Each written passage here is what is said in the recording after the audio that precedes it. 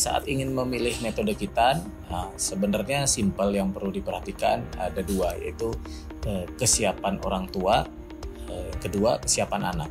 Pertama, kesiapan orang tua dalam hal diantaranya biaya ya. Kalau metode konvensional, counter, klem maupun stapler ini kan biayanya berjenjang. Mulai dari paling murah, kemudian naik, klem lebih naik, stapler memang paling tinggi karena alatnya memang masih impor, alat sekali pakai dan masih impor, sehingga biayanya memang jauh lebih tinggi. Kemudian klem lebih murah karena alatnya juga sekali pakai, tapi Indonesia sudah buat.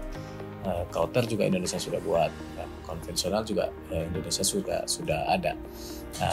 Itu kesiapan dari orang tua. Kemudian kedua, kesiapan anak. Kesiapan anak dalam arti semua metode ada plus minusnya.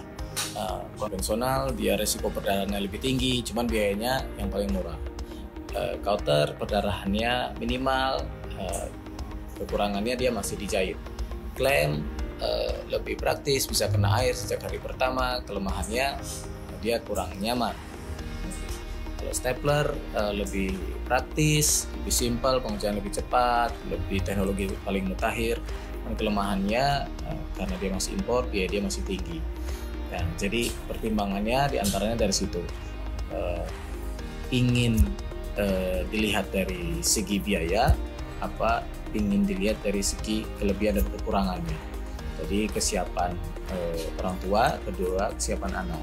Kalau anak udah siap, harapannya pengerjaan lebih kooperatif.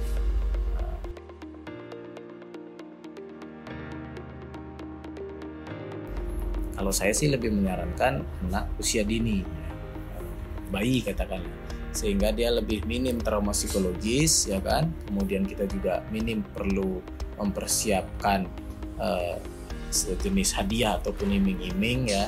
Kemudian juga ini saat perawatan nanti harapannya lebih kooperatif. Jadi membersihkan luka, perawatan di rumah itu akan lebih kooperatif.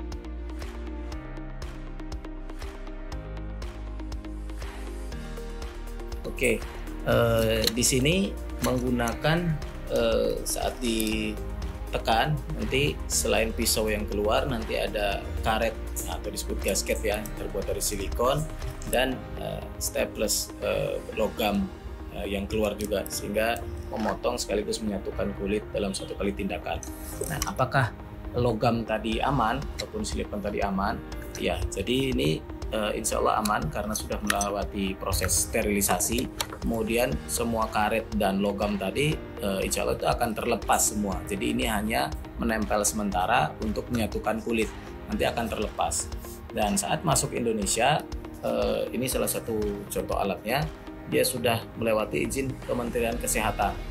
Nah, jadi ada sertifikat lewat izin dulu, dan untuk beredarnya sudah harus ada layak edar.